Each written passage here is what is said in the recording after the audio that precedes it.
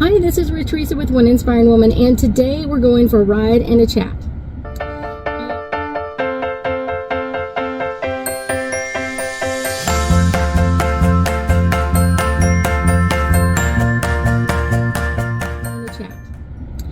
And today we're going to be talking about me. I know, kind of interesting, huh? So, I had a client that booked a house clearing because she's got some negative energy and a ghost in the house that's really bothering her, and I think her daughter as well. So I was like, okay, not a problem, we can get that done, I got that. And so think about this is July in Texas. It is 1,000,000 degrees outside in the heat. Okay, maybe it's only 100 and something, but it feels like 1,000,000 degrees out in the heat. But I got to her house just a few minutes early, and I texted her and I said, I'm here, which I normally do. And then I go up to the door and I knock on the door, ring the doorbell, nothing. I'm like, okay. So I wait a couple of minutes because sometimes like people are in the back of the house fixing up, whatever it is.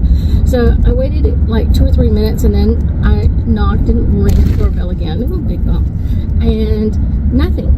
Like, this is really strange. Like now I'm like 2 or 3 minutes late, 2 or 3 minutes past the time I was supposed to be there. So I was like, this is really kind of like an interesting. So I waited another couple of minutes, and I knocked and rang the doorbell again. Nothing. They didn't even have a dog alarm. You know what I'm saying? Like when you knock on the door and the dog goes off. Didn't even have a dog alarm.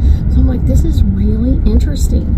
And so I pick up my cell phone and actually give her a call and kind of like, hey, I'm here, you know what I'm saying? And she was like, oh, can you hold on just a minute?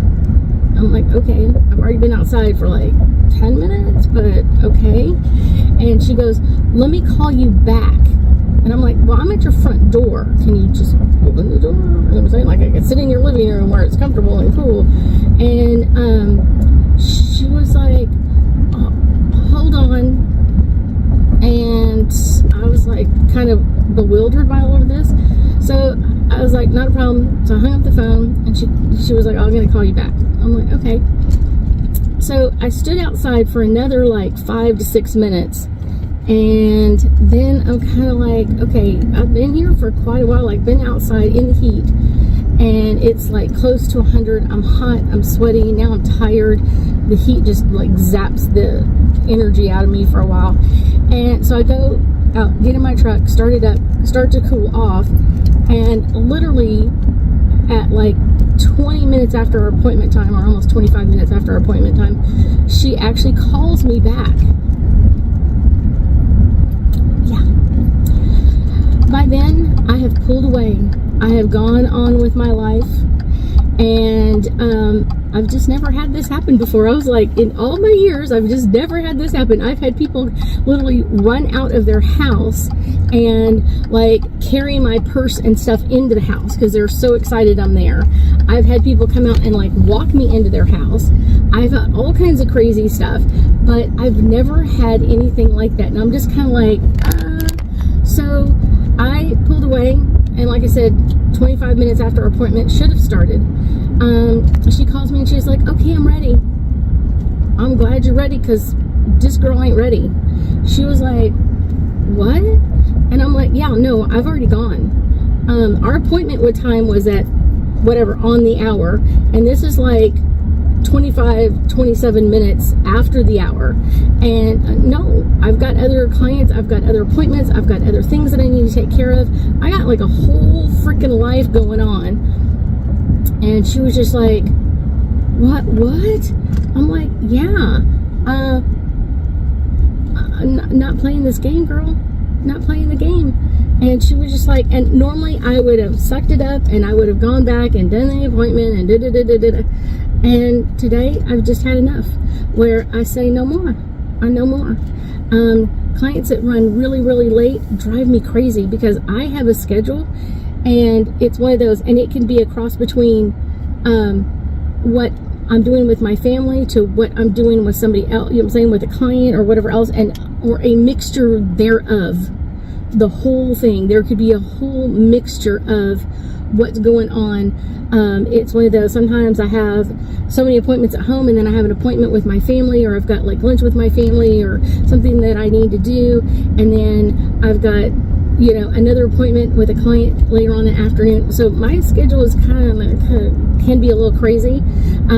Sometimes I'm doing all kinds of you know, appointments out where I'm kind of like grocery shopping, or going to a store and picking up a few items, and then coming meeting a client while I'm out, and or going to a cemetery. Kind of like going to cemeteries. And then so my schedule like varies every day, which is one of the things I love about what I do. But I will tell you, never had this.